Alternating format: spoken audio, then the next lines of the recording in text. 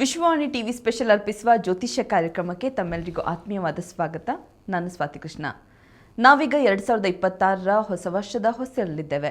ಈ ವರ್ಷ ಒಂದಿಷ್ಟು ಪ್ರಭಾವಿ ರಾಜಕಾರಣಿಗಳ ರಾಜಕೀಯ ಜೀವನ ಹೇಗಿರಲಿದೆ, ಅವರ ಆರೋಗ್ಯ ಹೇಗಿರಲಿದೆ, ಅವರಿಗೆ ಕಂಟಕ ಉಂಟಾಗಲಿಕ್ಕಿದೆಯಾ ಅಥವಾ ಏನೆಲ್ಲ ರಾಜಕೀಯ ಒಳಿತು ಉಂಟಾಗಬಹುದು ಅನ್ನೋದನ್ನು ಇಂದಿನ ಸಂಚಿಕೆಯಲ್ಲಿ ತಿಳ್ಕೊಳ್ಳೋಣ. ಮೊದಲನೇದಾಗಿ ನಮ್ಮ ದೇಶದ ನಾಯಕ ಪ್ರಧಾನಮಂತ್ರಿ ನರೇಂದ್ರ ಮೋದಿಯವರ ರಾಜಕೀಯ ಜೀವನ, ಅವರ ವರ್ಷ ಭವಿಷ್ಯ ಹೇಗಿದೆ ಅನ್ನೋದನ್ನು ಇಂದಿನ ಸಂಚಿಕೆಯಲ್ಲಿ ತಿಳ್ಕೊಳ್ಳೋಣ. ಇದರ ಬಗ್ಗೆ ಮಾಹಿತಿಯನ್ನು ನೀಡಲಿಕ್ಕೆ ಇವತ್ತು ನಮ್ಮ ಜೊತೆ ಭಾರತೀಯ ಜ್ಯೋತಿಷ್ಯ ವಿಜ್ಞಾನ ಸಂಶೋಧಕರಾಗಿರುವಂತಹ ಮಹಾಬಲಮೂರ್ತಿ ಕೋಡ್ಲಕೆರೆ ಅವರಿದ್ದಾರೆ. ಬನ್ನಿ, ಅವರಿಗೆ ಕಾರ್ಯಕ್ರಮಕ್ಕೆ ಸ್ವಾಗತಿಸ್ತಾ ನಮ್ಮ ಕಾರ್ಯಕ್ರಮನ ಶುರು ಮಾಡೋಣ. ನಮಸ್ತೆ ಸರ್, ಕಾರ್ಯಕ್ರಮಕ್ಕೆ ಸ್ವಾಗತ. ಅದೇ ರೀತಿ ಹೊಸ ವರ್ಷದ ಹಾರ್ದಿಕ ಶುಭಾಶಯಗಳು ನಿಮಗೆ. ನಿಮಗೂ ಕೂಡ, ಹಾಗೆ ವಿಶ್ವವಾಣಿಯ ಸಮಸ್ತ ವೀಕ್ಷಕರಿಗೆ ಆಗಮಿಸಿರುವ 2026ರ ಎಲ್ಲ ಒಳಿತಿನ ಶುಭಾಶಯಗಳು.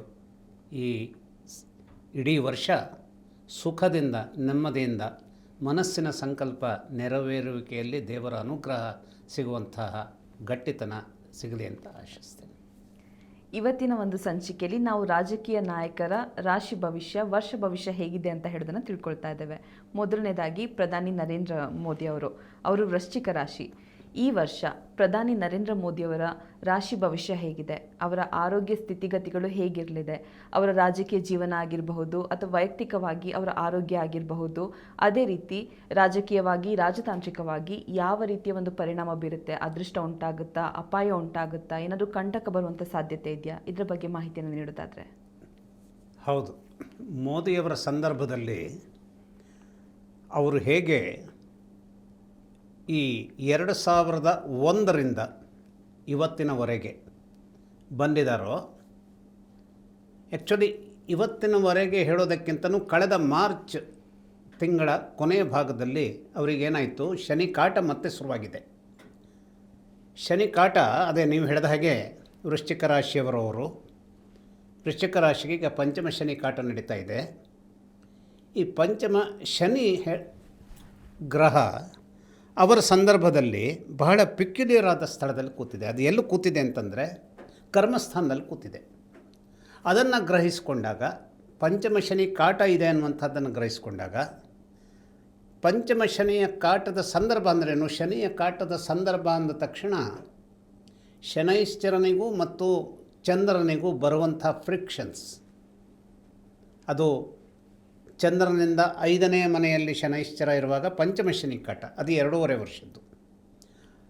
ಅಷ್ಟಮದಲ್ಲಿ ಅಂದರೆ 8ನೇ ಮನೆಯಲ್ಲಿರುವಾಗ, ಚಂದ್ರನಿಂದ 8ನೇ ಮನೆಯಲ್ಲಿರುವಾಗ ಅದು ಅಷ್ಟಮ ಶನಿ ಕಾಟ, ಅದು ಕೂಡ 2.5 ವರ್ಷದ್ದು. ಇನ್ನು 7.5 ಅಂತಂದರೆ ಶನೈಶ್ಚರನ ಚಂದ್ರ ಎಲ್ಲಿದ್ದಾನೋ ಅದರ ಹಿಂದಿನ ಮನೆಯ 2.5 ವರ್ಷ, ಚಂದ್ರ ಇರುವ ಮನೆಯ 2.5 ವರ್ಷ, ಚಂದ್ರನ ಮನೆಯ ದಾಟಿದ ನಂತರದ 2.5 ವರ್ಷ, ಈ 7.5 ವರ್ಷಗಳ ಪೀರಿಯಡ್ಡು 7.5 ಅಂತ 7.5 ವರ್ಷದ ಶನಿಕಾಟ ಅಂತ ಹೇಳಿಸ್ಕೊಡುತ್ತೆ.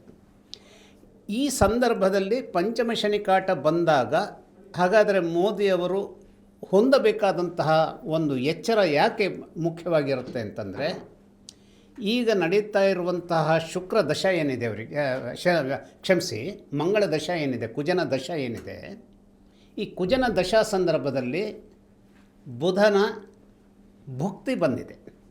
ಈ ಭುಕ್ತಿ ಬಂದಿರುವಂಥ ಸಂದರ್ಭದಲ್ಲಿ ಹಾಗಾದರೆ ಈ ಬುಧ ಯಾರು? ಮಂಗಳ ಇವರಿಗೆ ಅತ್ಯಂತ ಅದ್ಭುತವನ್ನು ಸೃಷ್ಟಿ ಮಾಡಿಕೊಡಬೇಕಾದಂತಹ ಕಾಮಧೇನುವೇ ಆಗಿದ್ದಾನೆ. ಇವರು ಮಾತಿಲ್ಲದೆಯೇ, ಮಾತನಾಡಿದೆಯೇ ಹೆಚ್ಚು ಮಾತನಾಡ್ತಾರೆ. ಅಂದರೆ ಈಗ ರಾಜಕೀಯ ಸಂದರ್ಭದಲ್ಲಿ ತೆಗೆದುಕೊಳ್ಳಬೇಕಾದಂತಹ ನಿಲುವನ್ನು ಆ ಸಂದರ್ಭದಲ್ಲಿ ಹೆಚ್ಚಿನ ಮಾತನ್ನು ಅವರು ಆಡೋದಿಲ್ಲ.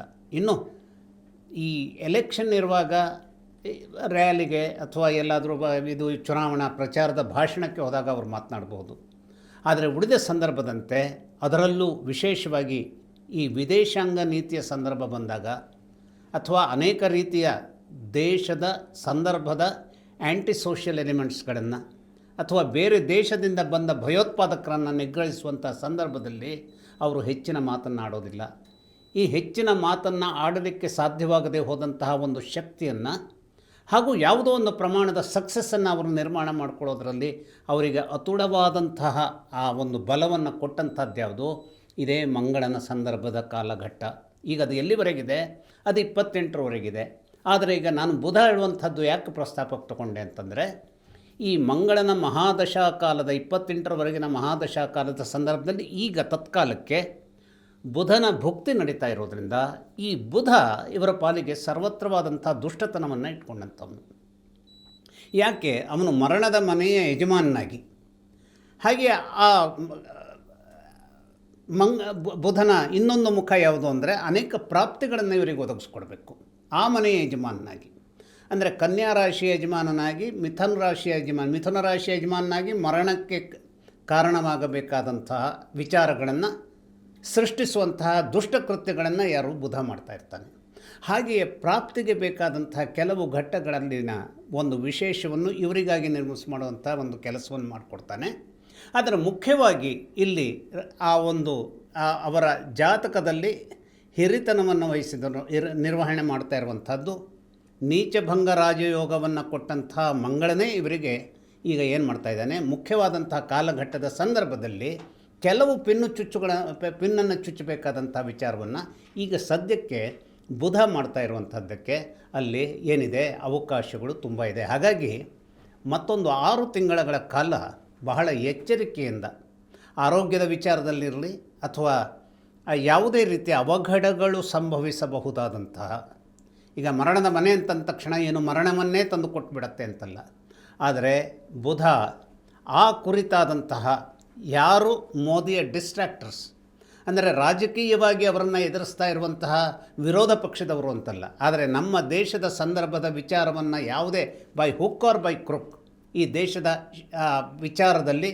ಮೋದಿಯವರನ್ನು ಯಾವುದೋ ಒಂದು ರೀತಿಯಲ್ಲಿ ಕಂಗಡಿಸಬೇಕು ಅನ್ನುವಂತಹ ಒಂದು ಫಾರಿನ್ ಎಲಿಮೆಂಟ್ಸ್ ಏನಿದೆ ಅವು ಸಡನ್ನಾಗಿ ಮೋದಿಯವರನ್ನು ಅಪಾಯದಲ್ಲಿ, ಅದರಲ್ಲೂ ಪ್ರಾಣಕ್ಕೆ ಘಾತವನ್ನೇ ತರಬಹುದಾದಂಥ ರೀತಿಯಲ್ಲಿ ಒಂದು ಅವಕಾಶವನ್ನು ಒದಗಿಸಲಿಕ್ಕೆ ಬುಧ ಸರ್ವತ್ರವಾದಂತಹ ಒಂದು ವಿಚಾರವನ್ನು ಈಗ ಏನು ಮಾಡ್ತಾನೆ? ಆ ವಿರೋಧಿಗಳಿಗೆ ಒದಗಿಸ್ತಾನೆ ಇರ್ತಾನೆ. ಹಾಗಾದರೆ ಇವರನ್ನು ಕಾಪಾಡುವಂಥವ್ರು ಯಾರು? ಕಾಪಾಡುವಂತಹ ಶಕ್ತಿಯನ್ನು ಕೂಡ ಇವರಿಗೆ ಇದೇ ಮಂಗಳ ಒದಗಿಸ್ಕೊಡ್ಬೇಕು. ಅಷ್ಟೇ ಅಲ್ಲ, ಭಾಗ್ಯಕ್ಕೆ ಸಂವೇದನೆಯನ್ನು ಕೊಡಬೇಕಾದಂಥ ಚಂದ್ರ ಒದಗಿಸ್ಕೊಡ್ಬೇಕು. ಇವರ ಜಾತಕದ ಪ್ರಧಾನವಾದಂಥ ಅಂಶ ಏನು ಅಂತಂದರೆ ಶಶಿಮಂಗಳ ಯೋಗ. ಹಾಗಾದರೆ ಆ ಶಶಿಮಂಗಳ ಯೋಗ ಇವರಿಗೆ, ಶಶಿಮಂಗಳ ಯೋಗದ ಒಂದು ಪಾಯಿಂಟ್ ಏನಿದೆ ಅಂತಂದರೆ ಅದು ಅಪಾರವಾದಂಥ ಧನ ಸಂಚಯ, ಅಂದರೆ ಆ ಧನಸ್ಥಾನದ ಒಂದು ಶಕ್ತಿಯನ್ನು, ಶ್ರೀಮಂತರಾಗಿ ಬಾಳಬಹುದಾದಂಥ ಶಕ್ತಿಯನ್ನು ತಂದುಕೊಡುವಂಥದ್ದು. ಆದರೆ ನಾವು ಗ್ರಹಿಸಿದ ರೀತಿಯಲ್ಲಿ ಪ್ರಧಾನಮಂತ್ರಿಗಳು ಹಣಕ್ಕಾಗಿ ಯಾವುದೇ ಒಂದು ರೀತಿಯ ವಿಚಾರದಲ್ಲಿ ಅವರು ಇಂಟ್ರೆಸ್ಟನ್ನು ತೋರಿಸುವಂಥ, ಧನ ಸಂಗ್ರಹದ ವಿಚಾರದಲ್ಲಿ ಇಂಟ್ರೆಸ್ಟನ್ನು ತೋರಿಸುವಂಥದ್ದನ್ನು ಖಂಡಿತವಾಗಿಯೂ ಅವರ ವಿರೋಧಿಯೂ ಕೂಡ, ಕಟ್ಟ ವಿರೋಧಿಯೂ ಕೂಡ ಮೋದಿ ಭ್ರಷ್ಟಾಚಾರಿಯನ್ನು ಹೇಳುವಂಥ ಒಂದು ಆರೋಪವನ್ನು ಅವರ ಮೇಲೆ ಹೊರಿಸೋದಕ್ಕೆ ಸಾಧ್ಯವಿಲ್ಲ. ಹಾಗಾದರೆ ಅವರಿಗೆ ಧನ ಸಂಚಯನ ಆಗುವಂತಹ ಸ್ಥಿತಿಯ ಒಂದು ಶಶಿಮಂಗಳ ಯೋಗದ ಶಕ್ತಿ ಏನು ಅಂತಂದರೆ, ಚಂದ್ರನ ಚಂದ್ರನಿಗೆ ಇರುವಂತಹ ನೀಚತ್ವವನ್ನು, ಅಂದರೆ ಭಾಗ್ಯಕ್ಕೆ ಸಂಬಂಧಿಸಿದಂತಹ ಚಂದ್ರನ, ಆ ಭಾಗ್ಯದ ಮನೆಯ ಯಜಮಾನನಾದಂತಹ ಚಂದ್ರ ನೀಚತ್ವದಲ್ಲಿರುವಾಗ ಏನಾಗಿದ್ದಾನೆ, ಅವರಿಗೆ ಭಾಗ್ಯ ಎಲ್ಲಿ ಸಿಗಬೇಕು? ಹಾಗಾದರೆ ಪ್ರಧಾನಮಂತ್ರಿಯ ಆ ಪಟ್ಟ ಸಿಗಬೇಕಾದಂಥ ಭಾಗ್ಯ, ಅಥವಾ 2001ರಲ್ಲಿ ಅವರು ಗುಜರಾತದ ಮುಖ್ಯಮಂತ್ರಿ ಆಗಬೇಕಾದಂಥ ಭಾಗ್ಯ ಅವರಿಗೆ ಸರ್ರನ್ನು ಹೇಗೆ ದೊರೆಯಿತು ಅಂತಂದರೆ, ಇದೇ ಚಂದ್ರನಿಗೆ ಒದಗಿಸಿದಂತಹ ಒಂದು ಆ ಮಂಗಳನ ಶಕ್ತಿಯಿಂದಾಗಿ ದೊರಕದಂತಹ ನೀಚಭಂಗ ರಾಜಯೋಗ ಏನಿದೆ ಅದು ಚಂದ್ರನ ಮೂಲಕವಾಗಿ ಅದ್ಭುತವಾದಂತಹ ಒಂದು ಏನು ವಿಶೇಷಕ್ಕೆ, ಅಥವಾ ಈ ಇಂಡಿಯಾ ಊಹಿಸಲಿಕ್ಕೆ ಸಾಧ್ಯವೇ ಇರದೇ ಹೋದಂತಹ ಸಂದರ್ಭದಲ್ಲಿ ಅವರು ಪ್ರಧಾನಮಂತ್ರಿಗಳಾಗಿ ನಿಯೋಜಿತರಾಗ್ತಾರೆ. ಹಾಗಾದರೆ ಈ ನಿಯೋಜಿತ ಆಗುವಂತಹದ್ದು ಅದು ಆಲ್ ಎಟ್ ಎ ಸಡನ್ ಆಗುತ್ತದ ಅಂತ ಕೇಳಿದರೆ, ಆ ನಿಯೋಜನೆಗೊಳ್ಳುವ ಸಂದರ್ಭದಲ್ಲಿ ಬುಧನ ಪಾತ್ರವೂ ಇದೆ. ಅವರನ್ನು ಸಾಯಿಸಬೇಕು ಅನ್ನುವಂತಹ ಒಂದು ಪಣವನ್ನು ತೊಟ್ಟಂಥ ಬುಧ ಹಾಗಾದರೆ ಅವರನ್ನು ಪ್ರಧಾನಮಂತ್ರಿ ಪಟ್ಟದಲ್ಲಿ ಕೂರಿಸಬೇಕು ಅನ್ನುವಂಥದ್ದನ್ನು ಹೇಗೆ ಸಹಾಯ ಮಾಡ್ತಾನೆ ಅಂತಂದರೆ, ಇವರ ಅತ್ಯುತ್ತಮವಾದಂಥ ಬೌದ್ಧಿಕ ಶಕ್ತಿ. ಈಗ ಅವರ ಕೆಲವು ವಿರೋಧಿಗಳು Modi may not be A intelligent man ಅಂತ ಹೇಳ್ತಾರೆ. ಆದರೆ ಒಬ್ಬ ಪ್ರಧಾನಿ ಚೇರ್ನಲ್ಲಿ ಕೂತ್ಕೊಳ್ತಾನೆ ಅಂತಾದರೆ ಎಸೆನ್ಷಿಯಲಿ ಅವನೇ ಬುದ್ಧಿವಂತನಾಗಿರಬೇಕು ಅಂತ ಏನು ಅದು ಒಂದು ನಿಯಮ ಅಲ್ಲ. ಅಥವಾ ಪ್ರಧಾನಮಂತ್ರಿಗಳು ಸಾಕಷ್ಟನ್ನು ಯೋಚಿಸಬಹುದಾದಂತಹ ಶಕ್ತಿಯನ್ನು ಹೊಂದಿಲ್ಲ ಅಂತನೂ ಅಲ್ಲ. ಆದರೆ ಪ್ರಖರವಾದಂತಹ ಬುದ್ಧಿಶಕ್ತಿಯನ್ನು ಹೊಂದಿದಂತಹ ಒಂದು ಮೋದಿ ಮರಣದ ಮನೆ ಯಜಮಾನನಾಗಿ ಬುಧ ಇದ್ದರೂ ಕೂಡ 11ನೇ ಮನೆ ಯಜಮಾನನಾಗಿ ಘಾತಕ ಶಕ್ತಿಯನ್ನು ಹೊಂದದವನೇ ಆಗಿದ್ದರೂ ಕೂಡ ಸೂರ್ಯನ ಜೊತೆಗಿನ ಸಂಬಂಧದಿಂದಾಗಿ ಒಂದು ನಿಪುಣ ಯೋಗ ಬುಧಾದಿತ್ಯ ಯೋಗವನ್ನು, ಅಂದರೆ ಅಪಾರವಾದಂತಹ ಈ ಕಾಮನ್ ಸೆನ್ಸ್ ಅಂತ ಏನು ಹೇಳ್ತೀವಿ, ನಾನು ಈಗ ಯಾವುದೋ ಒಂದು ಸ್ನಾತಕೋತ್ತರ ವಿದ್ಯೆಯನ್ನು ಓದಿಲ್ಲ ಅಥವಾ ಒಬ್ಬ ಸ್ಟೂಡೆಂಟಾಗಿ ನಾನು ಓದ್ದವನಲ್ಲ, ನಾನು ಯಾವುದೋ ಒಂದು ಅಡ್ವಾನ್ಸ್ಡ್ ಸ್ಟಡೀಸನ್ನು ಮಾಡಿದವನಲ್ಲ ಹೇಳಿದ್ದಿರಬಹುದು. ಆದರೆ ನನ್ನಲ್ಲಿರುವಂತಹ ಒಂದು ಯಾವುದೋ ಒಂದು ತಾರ್ಕಿಕವಾದಂತಹ ನಿಲುವು ಅಥವಾ ಆ ಕ್ಷಣಕ್ಕೆ ಯೋಚಿಸಬಹುದಾದದ್ದು, ಇದು ಆಗಲಿ ಅಂದರೆ ಯಾರಿಂದಲೋ ತಿಳಿದವರಿಂದ ಸಲಹೆ ಬಂದಾಗ, ಯಾಕೆಂದರೆ ಒಬ್ಬ ಪ್ರೈಮ್ ಮಿನಿಸ್ಟರ್ ಅಂದ್ರೇನು, ಸಾವಿರಾರು ಜನ ಅವರಿಗೆ ಅಸಿಸ್ಟೆನ್ಸಿಗಿರ್ತಾರೆ. ಹಾಗಾದರೆ ಅಲ್ಲಿ ಏನು ಮಧ್ಯಪ್ರಾಚ್ಯದಲ್ಲಿ ಏನು ನಡೀತು, ಅಮೇರಿಕಾದಲ್ಲಿ ಏನು ನಡೆಯುತ್ತೆ, ಚೀನಾದಲ್ಲಿ ಏನು ನಡೆಯುತ್ತೆ, ಇನ್ನೇನು ರಷ್ಯಾದಲ್ಲಿ ಏನು ನಡೆಯುತ್ತೆ, ಅಥವಾ ನಮ್ಮ ಹತ್ತಿರದ ಬಾಂಗ್ಲಾದೇಶದಲ್ಲಿ ಏನು ನಡೆಯುತ್ತೆ, ಇದೆಲ್ಲದರ ಬಗೆಗೂ ಅವರಿಗೆ ಆ ಫೀಡಿಂಗ್ ಬರ್ತಾ ಇರುತ್ತೆ. ಆ ಫೀಡಿಂಗ್ ಬಂದಾಗ ಯಾವುದೋ ಒಂದು ಸಂದರ್ಭದಲ್ಲಿ ಇಂಥವರ ಮೂಲಕವಾಗಿಯೇ ಬೇಕಾದಂತಹ ಒಂದು ಅಡ್ವೈಸ್ ಬೇಕು ಅಂತಂದರೆ ಪ್ರಧಾನಮಂತ್ರಿಗೆ ತತ್ಕಾಲಕ್ಕೆ ಕೂಡಲೇ ಸಿಗುತ್ತೆ. ಆ ಕೂಡಲೇ ಸಿಕ್ಕಿದಾಗ ಇದೊಂದು ಯಾವುದೋ ಸಲಹೆ ಬಂತು, ಇದು ಯಾವುದೋ ಸಲಹೆ ಬಂತು, ಇದು ಯಾವುದೋ ಸಲಹೆ ಬಂತು ಅಂದರೆ ಈ ಸಲಹೆ ಇರಲಿ ಹೇಳುವಂಥ ಒಂದು ಗಟ್ಟಿಯಾದಂತಹ, ಅದು ಆ ಸಂದರ್ಭಕ್ಕೆ ಯುಕ್ತವಾದಂತಹ ಸಲಹೆಯನ್ನು ಬುಧ ಕೊಡ್ತಿರ್ತಾನೆ ಅವರಿಗೆ.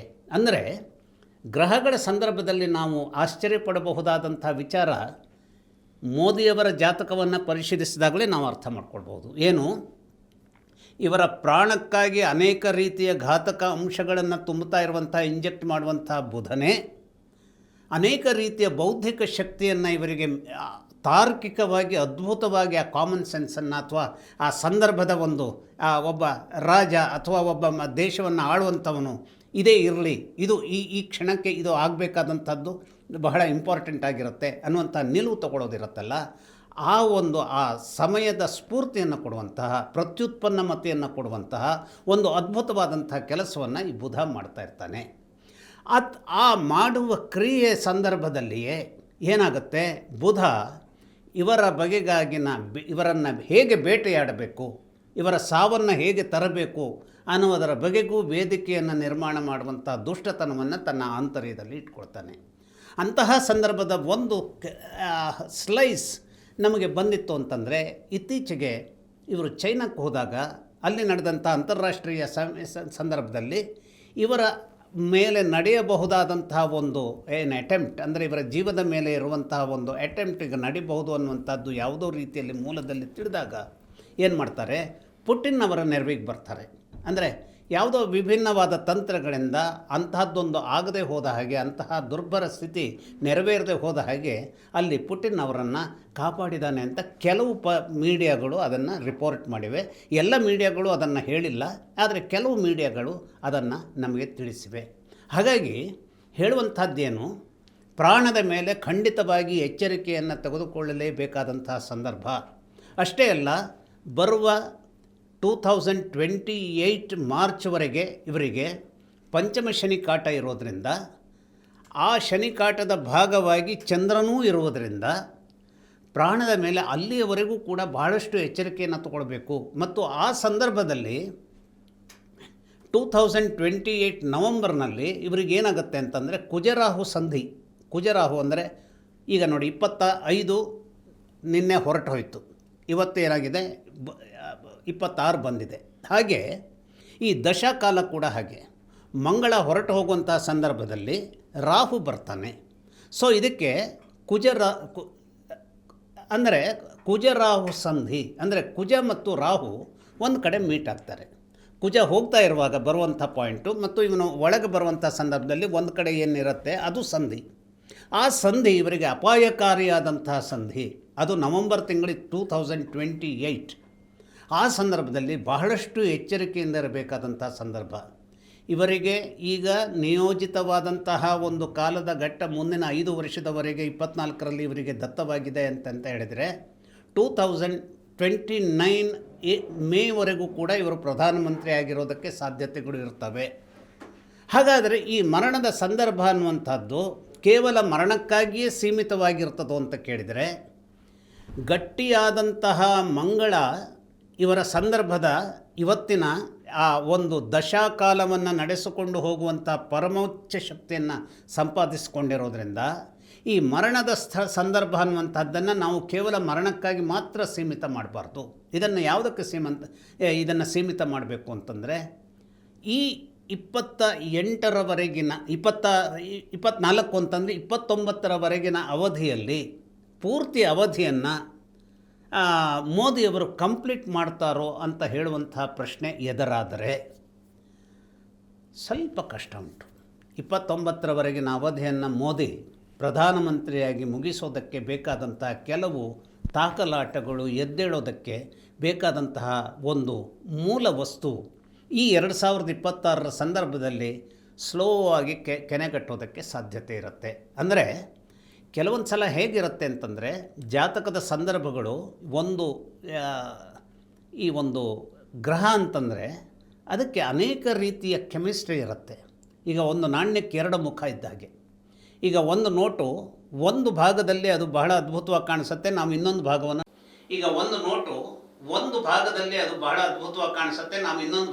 ನೋಡಲಿಕ್ಕೆ ಹೋಗೋದಿಲ್ಲ. ಆದರೆ ಇನ್ಯಾವಾಗೋ ನೋಡಿದಾಗ ಆ ಹಿಂದಿನ ಭಾಗದಲ್ಲಿ ಏನೋ ಒಂದು ತೊಂದರೆ ಇರುತ್ತೆ. ಆಗ ಚಲಾವಣೆಗೆ ಅದನ್ನು ತರುವಂಥದ್ದು ಕಷ್ಟ. ನಾವು ಯಾಕೆ ನಾವು ಆ ಎಲ್ಲವನ್ನ ನೋಟನ್ನು ನಾವು ಹೀಗೆ ಕೂಲಂಕಷವಾಗಿ ನೋಡಲಿಕ್ಕೆ ಸಾಧ್ಯವಾಗಲ್ಲ. ಹಾಗೆ ಪ್ರತಿಯೊಂದು ಗ್ರಹಗಳು ಕೂಡ ಅನೇಕ ರೀತಿಯ ವಿಚಿತ್ರವಾದಂಥ ನ್ಯೂಕ್ಲಿಯಸ್ಸನ್ನು ಕೆಮಿಸ್ಟ್ರಿನ ತಮ್ಮೊಳಗೆ ಬಚ್ಚಿಟ್ಕೊಳ್ತವೆ. ಈಗ ನಾನು ಹೇಳಿದ್ನಲ್ಲ, ಬುಧ ಅವರಿಗೆ ಪರಮೋಚ್ಚವಾದಂತಹ ಸ್ಥಿತಿಯಲ್ಲಿ ತನ್ನದಾದಂತಹ ಆಡಳಿತವನ್ನು ನಡೆಸಲಿಕ್ಕೆ ಬೇಕಾದಂತಹ ಒಂದು ತಾರ್ಕಿಕ ಬೌದ್ಧಿಕ ಶಕ್ತಿಯನ್ನು ತುಂಬೋದಕ್ಕೆ ಅವನು ಕಾರಣನಾಗ್ತಾನೆ.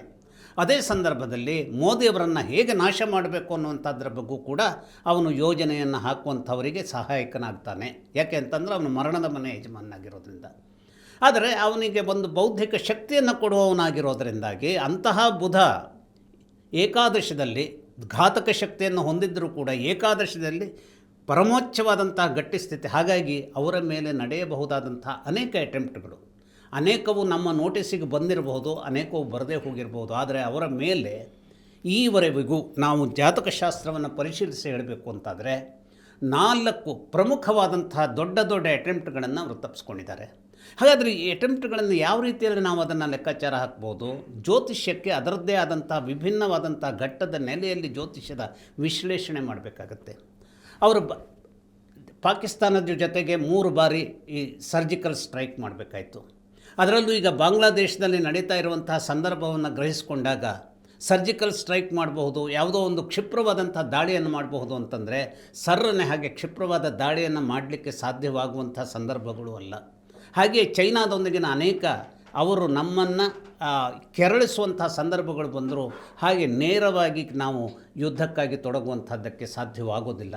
ಇಂತಹದ್ದೆಲ್ಲ ರೀತಿಯ ವಿಚಾರಗಳು ಕೂಡ ಮೋದಿಯವರನ್ನು ಕಂಗೆಡಿಸುವಂತಹ ಸ್ವರೂಪದ, ನೇರವಾಗಿ ಮರಣ ಅನ್ನುವಂಥದ್ದಲ್ಲದೆ ಹೋದರೂ ಅನೇಕ ಸಲ ಯಾಕೆ ಇವರು ತೆಪ್ಪಗಿರ್ತಾರೆ. ಇವತ್ತು ಬಾಂಗ್ಲಾದೇಶದ ಸಂದರ್ಭದಲ್ಲಿ ಅವರ ಮೇಲೆ ಟೀಕೆ ಬಂತು. ಯಾಕೆಂದರೆ ಬಾಂಗ್ಲಾದೇಶವನ್ನು ನಿಯಂತ್ರಿಸಬೇಕಾದಂಥ ಅಲ್ಲಿ ಹಿಂದೂಗಳ ಮೇಲೆ ಅಟ್ಯಾಕ್ ಆಗ್ತಾ ಇರುವಾಗ ನೀವು ಇದನ್ನು ನಿಯಂತ್ರಿಸಬೇಕಾಗಿತ್ತು. ಪಾಕಿಸ್ತಾನಕ್ಕೆ ಹೇಗೆ ನೀವು ಒಂದು ಏನು ಆಪರೇಷನ್ ಸಿಂಧೂರ್ ಹೇಳೋದ್ರ ಮೂಲಕ ನೀವು ಕಂಟ್ರೋಲ್ ಮಾಡಿದ್ರೋ ಅದನ್ನು ಇಲ್ಲೂ ಏನೋ ಒಂದು ಮಾಡಬೇಕಿತ್ತು. ಬಟ್ ಅಲ್ಲಿ ಮಾಡಬಹುದಾದಂಥದ್ದಕ್ಕೆ ಜಾಗತಿಕವಾಗಿ ಸಪೋರ್ಟ್ ಸಿಗಬಹುದಾದಂತಹ ಅವಕಾಶಗಳು ಇದ್ದವು ಮೋದಿಯವರ ಎದುರಿಗೆ. ಆದರೆ ಬಾಂಗ್ಲಾದೇಶದ ಸಂದರ್ಭ ಬಂದಾಗ ಹಾಗೆ ಸರ್ರನೆ ಅಂಥದ್ದೊಂದು ಅವಕಾಶವನ್ನು ರೂಪಿಸ್ಕೊಳ್ಳೋದಕ್ಕೆ ಮೋದಿಯವರಿಗೆ ಅವರದ್ದೇ ಆದ ತೊಂದರೆಗಳು ಇರ್ತವೆ. ಯಾಕೆ ಅಂತಂದರೆ ಸರ್ರನೆ ಇದು ಬಂದುಬಿಟ್ಟು ಅಟ್ಯಾಕ್ ಆಗಿಬಿಟ್ರೆ, ಅಂದರೆ ಬಾಂಗ್ಲಾದೇಶದೊಂದು ಅಟ್ಯಾಕ್ ನಾವು ಹೊರಟ್ರೆ ಇಲ್ಲಿ ಪಾಕಿಸ್ತಾನ ಏನು ಮಾಡುತ್ತೆ ಅನ್ನುವಂಥದ್ದು ಸರ್ವತ್ರವಾದಂಥ ಒಂದು ಊಹೆಯ ಮೇಲೆ ಅದನ್ನು ನಿರೀಕ್ಷಿಸಲಿಕ್ಕೆ ಸಾಧ್ಯವಾಗದೆ ಹೋದಂಥ ಸಂಗತಿ. ಹಾಗಾಗಿ ಆ ಟೀಕೆ ಯಾರಿಗಾಗಿ ಬರ್ತದೋ, ನಾವು ಇವತ್ತು ವರ್ತಮಾನ ಪತ್ರಿಕೆಯಲ್ಲಿ ಅಥವಾ ಮೀಡಿಯಾಗಳಲ್ಲಿ ಅವರ ಮೇಲೆ ಬಂದಂಥ ಟೀಕೆಯನ್ನು ನಾವು ಗ್ರಹಿಸುವಂಥ ರೀತಿ ಬೇರೆ. ಆದರೆ ಪ್ರತ್ಯಕ್ಷವಾಗಿ ಶಕ್ತಿ ಇಲ್ಲದೆ ಹೋದಂಥ ಮನುಷ್ಯ ಮೋದಿ ಅಂತ ಹೇಳುವಂಥ ಟೀಕೆಗಳು ಸಾಕಷ್ಟು ನಮ್ಮನ್ನು ಜರ್ಜರಿತ ಮಾಡ್ತವೆ, ನಮ್ಮ ಶಕ್ತಿಯನ್ನು ಹಾಳು ಮಾಡ್ತವೆ. ಅಂತಹ ಸ್ಥಿತಿಯನ್ನು ಬುಧ ನಿರ್ಮಾಣ ಮಾಡುವಂಥದ್ದಕ್ಕೆ ಈಗ ಕಾಲದ ಘಟ್ಟ ಏನಾಗಿದೆ, ಅವರಿಗೆ ವಿರುದ್ಧವಾಗಿ ನಿಂತಿರೋದ್ರಿಂದ ನೇರವಾಗಿ ಮೋದಿಯವರ ಸಂದರ್ಭದ ಸಾವೇ ನಿರ್ಮಾಣ ಆಗತ್ತೆ ಅಂತಲ್ಲ. ಯಾಕೆಂದರೆ ಒಂದು ಶಕ್ತಿ ಸಾವನ್ನು ಒದಗಿಸಿಕೊಡಬೇಕು ಅನ್ನುವಂಥದ್ದಕ್ಕೆ ತನ್ನ ಎಲ್ಲ ಪ್ರಯತ್ನಗಳನ್ನು ಮಾಡಿದರೆ ಆ ಸಾವನ್ನು ಹೇಗೆ ತಪ್ಪಿಸಬಹುದು ಅನ್ನುವಂಥದ್ದಕ್ಕೆ ಅನೇಕ ಶಕ್ತಿಗಳು ಏನು ಮಾಡ್ತಿರ್ತವೆ, ಅದಕ್ಕಾಗಿ ತಮ್ಮದಾದಂಥ ಯೋಜನೆಗಳನ್ನು ರೂಪಿಸ್ತವೆ. ಅಂತಹ ಒಂದು ಗಟ್ಟಿಯಾದಂತಹ ಗ್ರಹ ಏನಿದೆ ಅದು ಮಂಗಳನಾಗಿರೋದ್ರಿಂದ ಆ ಮಂಗಳ ಈ ಎಲ್ಲ ರೀತಿಯ ಪ್ರಯತ್ನಗಳನ್ನು, ಸಾವಿಗಾಗಿನ ಪ್ರಯತ್ನಗಳನ್ನು ಯಾರೆಲ್ಲ ಈ ಮಿಸ್ಕ್ರಿಯೆಂಟ್ಸ್ ಇದ್ದಾರೆ ಅವರನ್ನು ಸಾಯಿಸಬೇಕು ಅನ್ನುವಂಥ ಒಂದು ಪಾಯಿಂಟ್ನಲ್ಲಿದ್ದಾರೆ, ಅವರನ್ನು ಸೋಲಿಸಬೇಕು ಅನ್ನುವಂಥ ಪಾಯಿಂಟ್ನಲ್ಲಿದ್ದಾರೆ, ಅಲ್ಲೆಲ್ಲ ವಿಫಲವಾಗುವಂಥ ಸಂಗತಿಗಳನ್ನು ಈಗ ಮಾಡ್ತಾ ಇದ್ದಾರೆ. ಆದರೆ 28ರ ಒಂದು ಆ ಕುಜರಾಹು ಸಂಧಿ ಬರುವಂಥ ಸಂದರ್ಭದ ವಿಚಾರ ಏನು ಹೇಳಿದೆ, ಆ ನಂತರದಲ್ಲಿ ಅವರು ಒಬ್ಬ ದೊಡ್ಡ ಫೋರ್ಸ್ ಆಗಿರುವಂಥದ್ದು ಸ್ವಲ್ಪ ಕಷ್ಟದ ವಿಚಾರ, ಅಥವಾ ಅವರ ಆರೋಗ್ಯವೇ ಕೈ ಕೊಡಬಹುದಾದಂಥ ಒಂದು ಸಂದರ್ಭವೂ ಇರುತ್ತೆ. ಇವತ್ತು ನಾವು ಮೋದಿಯವರನ್ನು ಗಮನಿಸಿದಾಗ ಆರೋಗ್ಯ ಅವರಿಗೆ ಕೈ ಕೊಟ್ಟಿದೆ ಅನ್ನುವಂಥದ್ದನ್ನು ನಾವು ಊಹಿಸ್ಲಿಕ್ಕೆ ಸಾಧ್ಯ ಇಲ್ಲ.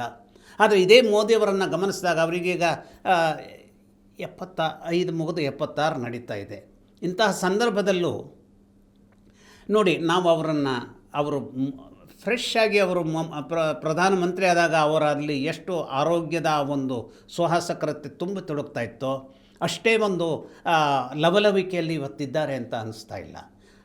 ಅದಕ್ಕೆ ಕಾರಣ ಏನು ಅಂತಂದರೆ, ಮಂಗಳನ ಮಹಾದಶ ಅದ್ಭುತವಾಗಿ ಅವರ ಪಾಲಿಗೆ ನಡೀತಾ ಇದ್ದರೂ ಕೂಡ ಈಗ ಆವರಿಸಿರುವಂತಹ ಪಂಚಮ ಶನಿ ಕಾಟ, ಹಾಗೆಯೇ ಅವರಿಗೆ ಆವರಿಸಿರುವಂಥ ಈ ಬುಧನ ಒಂದು ಭುಕ್ತಿಯ ಸಂದರ್ಭ, ಇವು ಏನು ಮಾಡ್ತಾ ಇದೆ, ಅವರನ್ನು ಒಳಗಿನ ಅವರ ಆಂತರ್ಯದಲ್ಲಿ ಅನೇಕ ರೀತಿಯ ಬಿಕ್ಕಟ್ಟುಗಳನ್ನು, ಅಂದರೆ ಅನೇಕ ರೀತಿಯ ಬಿಕ್ಕಟ್ಟು ಅಂದರೆ ಅದು ಆರೋಗ್ಯದ ಮೇಲೂ ಪರಿಣಾಮವನ್ನು ಕೊಡಬಹುದಾದಂತಹ ರೀತಿಯಲ್ಲಿ ಅವರನ್ನು ಘಾಸಿಗೊಳಿಸ್ತಾ ಇರುತ್ತೆ.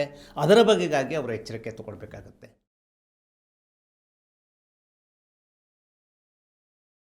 ಇಂಟ್ರೆಸ್ಟಿಂಗ್ ಮತ್ತು ಇನ್ಫಾರ್ಮೇಟಿವ್ ವಿಡಿಯೋಗಳನ್ನು ಮಿಸ್ ಮಾಡ್ಕೋಬೇಡಿ. ಈಗಲೇ ಸಬ್ಸ್ಕ್ರೈಬ್ ಮಾಡಿ.